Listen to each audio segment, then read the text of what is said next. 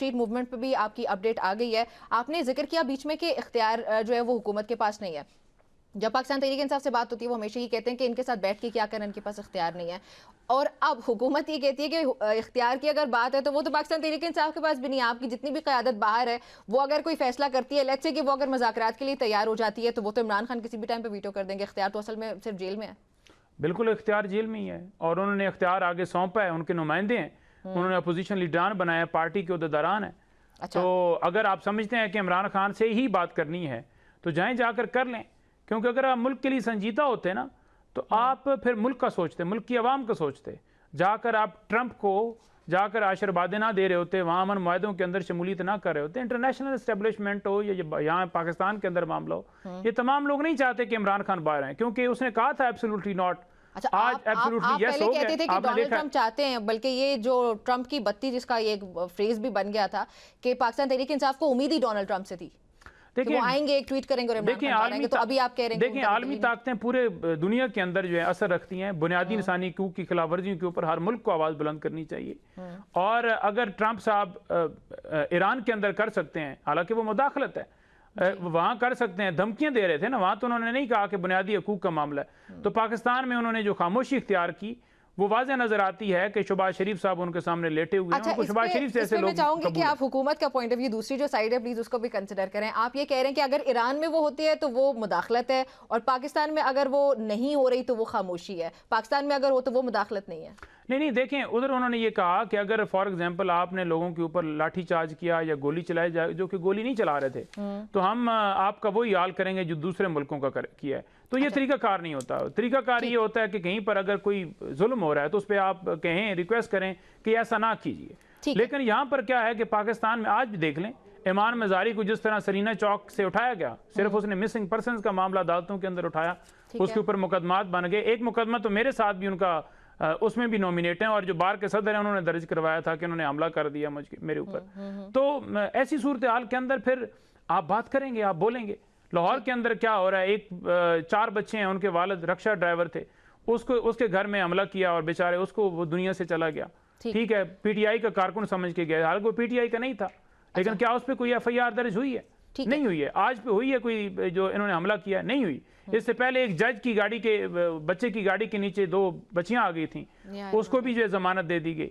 तो यहाँ कानून सिर्फ जो है ना वो गरीब के लिए है, अमीर जो है वो कानून से ऊपर है। यही इमरान खान चाहते हैं कि पाकिस्तान में अमीर और गरीब के लिए कानून जो है बराबर हो। जब तक कानून इंसाफ नहीं कायम होगा, ना आपके मुल्क में सरमायाकारी आएगी, ना आपकी मैशत ठीक होगी, ना आपके मुल्क के अमन आएगा, ना जमहूरियत होगी, ना कुछ होगी।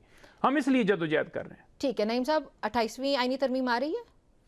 देखिए 28वीं आईनी तरमीम तो जिनसे आपने पूछना है, यानी हुकूमती नुमाइंदों से, तो वो भी कहेंगे जी कि अभी तक हमें नहीं पता कि क्या है। वो एग्जैक्टली यही ठीक है। और जब ड्राफ्ट आ जाएगा उसके बाद उन्हें शेयर किया जाएगा, कहा जाएगा कि बस दस्तखत कर दो, और वो कर देंगे। वजह क्या है? क्योंकि अवाम के वोट से नहीं आए, तो जाहिर बात है जो उनको लाए हैं वो कहेंगे कर दो तो वो कर देंगे। ठीक। तो मामला ये है कि ये हर वो तरमीम करेंगे जिससे इमरान खान को जेल में रखना है, लोगों को दबाए रखना है। अच्छा। आज़ादी सहाफ़त के ऊपर पाबंदी लगाए रखनी है। इस वाली तरमीम पे तो जो बहस इस वक्त चल रही है वो पाकिस्तान पीपल्स पार्टी और पाकिस्तान मुस्लिम लीग नून को आमने सामने ला के खड़ा करती है। क्या पाकिस्तान तहरीक इंसाफ भी ये समझती है कि ये दोनों जमातें, अगर ये तरमीम हो जाती है जिसमें 18 अमेंडमेंट्स के कुछ पॉइंट्स हैं, अगर वो रिवर्सल की तरफ जाते हैं तो ये दोनों जमातें एक साथ एक दूसरे के सामने आ जाएंगी और पाकिस्तान तहरीक इंसाफ उसका फायदा भी उठा सकती है? देखिए पहली बात तो यह है कि ये दोनों एक दूसरे के सामने सिर्फ जुबानी कलामी आएंगी। अच्छा। प्रैक्टिकली नहीं आएंगी, क्योंकि दोनों के ऊपर जो डंडा है ना, उस डंडे के नीचे ये तमाम एक हैं, मुत्तहिद हैं।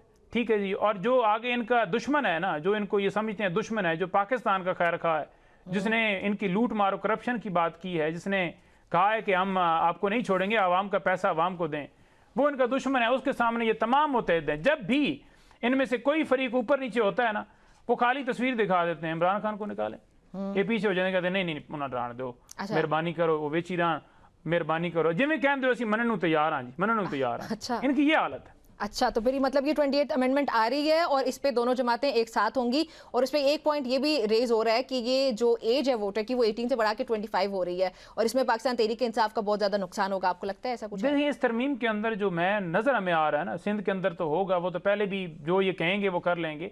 खैबर पख्तूनख्वा है। अच्छा। वहाँ पर ऑपरेशंस हैं, वहाँ मादनियात का मामला है, वहाँ पर जो चीज़ें कंट्रोल करने के लिए कि सूबों से इख्तियारात वापस लिए जाएं। अच्छा। क्योंकि नहीं होना चाहिए, क्योंकि देखें सूबाई मामला जो है वो सूबाई खुद मुख्तारी के ऊपर हमला है। आप बजाय ये कि निचले लेवल तक, कौंसलर लेवल तक इख्तियारात को लेकर जाएं, आप उनसे इख्तियारात छीनना चाहते हैं। यानी कि इस पे आपका पीओवी जो है वो पीपीपी से मिलेगा, तो अगर पाकिस्तान पीपल्स पार्टी आपसे रुजू करती है, आप उनके साथ बैठेंगे? नहीं, बिल्कुल हम उनके साथ नहीं बैठेंगे। हमारा मौक़िफ़ अपनी जगह पर कायम रहेगा और हम उसको अपोज करेंगे असेंबली के अंदर भी या बाहर भी। बाकी रहेगी बात 25 साल तक जो वोटर है, 18 से 25 साल का वोट काटना। ठीक है, आप 70 साल के बंदे का भी वोट काट देना जी, उस 71 साल के बाबे ने भी आपको वोट नहीं देना, क्योंकि जो आपके कारनामे हैं, जो आपके आज 2025-26 है, आज 70-80 की दहाई नहीं है कि वो कहेंगे कि नवाज शरीफ अब तुम आओ, मुल्क बचाओ, तुम सवारो और तुम ठीक कर लोगे। आज लोग जानते हैं, लोग बिजली के, आप कैमरा मैन से पूछे ना, ये आपके पीछे खड़े हैं, कितने का आटा मिला है, ये बताएंगे कि 150 रुपए का किलो मिला है। अच्छा, 6000 रुपए का वो आटे का मन बनता है, और अगर गंदम किसान से लेनी है तो वो 2000 की है। आज इनसे पूछें कि बिजली के बिल आप अदा कर पाते हैं 25, 30, 40 हजार से, तो ये आपको बताएंगे कि हम ना बिजली का बिल अदा कर सकते हैं, ना बच्चों की फीस दे सकते हैं, ना कोई और चीज कर सकते हैं। हमें तो जो है वो बस तो मतलब पाकिस्तान तहरीक इंसाफ का वोटर जो वो इंटैक्ट रहेगा even if the age goes up to 25 years? देखिए, तहरीक इंसाफ का मसला नहीं है। अच्छा, हर वो बंदा तहरीक इंसाफ को सपोर्ट करता है जो पाकिस्तान में चाहता है कि जो कायदे आज़म ने ख्वाब देखा था उस ख्वाब की ताबीर हो। ठीक है, तो लिहाजा ये कहना कि ये पीटीआई का वोटर जो है वो मुतासर होगा, पीटीआई जो है वो कोई उसने कोई जन्म दिया है किसी को?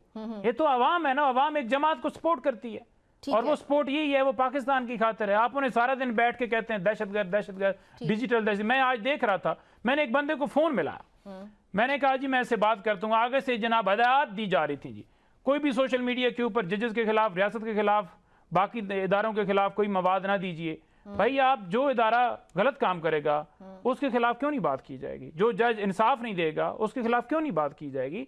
तो ये आपको लेक्चर ना देने पड़ते, स्कूलों के अंदर जाकर आपको लोगों को हदायत ना देनी पड़नी होती, अगर आप ठीक रास्ते के ऊपर होते। ठीक है। अच्छा, चलिए।